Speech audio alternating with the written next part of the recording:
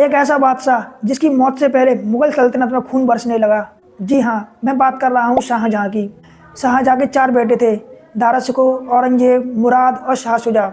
साल 1657 में शाहजहाँ के बीमार पड़ते इसके चारों बेटों में लड़ाई शुरू हो गई। मुराद ने अपने आप को गुजरात में स्वतंत्र कर लिया और शाह शुजा ने अपने आप को बंगाल में। बादशाह के जीवित रहते हुए सिंहासन के लिए लड़ा गया यह युद्ध मुगल इतिहास का पहला उदाहरण है। 1658 में शाह शुजा ने मुगलों की राजधानी की ओर कूच किया और 24 फरवरी 1658 को बनारस के निकट बहादुरपुर नामक स्थान पर शाह शुजा और मुगल सेना के बीच युद्ध हुआ, जिसमें शाह शुजा की हार हुई और वो पूर्व की ओर भाग गया। या फिर लौट कर आएगा, बाद में बताऊंगा। औरंगजेब अपने भाई मुराद के साथ उज्जैन के निकट धर्मत नामक स्थान पर पहुंचा और यहीं पर अप्रैल 1658 को औरंगजेब और दारा शिकोह की सेना के बीच युद्ध हुआ, जिसमें दारा शिकोह की हार हुई।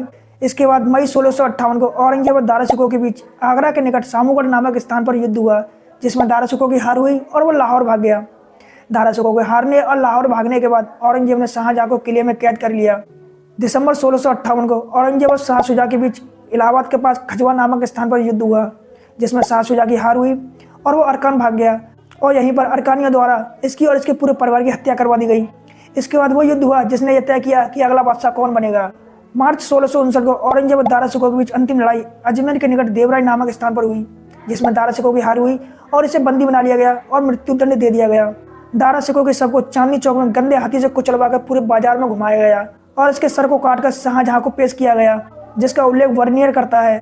मुराद का क्या हुआ अभी बताता हूँ। औरंगजेब और मुराद के बीच यह समझौता हुआ था कि जीतने के बाद हम दोनों साम्राज्य को बराबर बराबर बांटेंगे, लेकिन औरंगजेब साम्राज्य को बांटना नहीं चाहता था। इसने धोखे से मुराद को ग्वालियर के किले में कैद कर लिया और 2 साल बाद 1661 में इसकी हत्या करवा दी।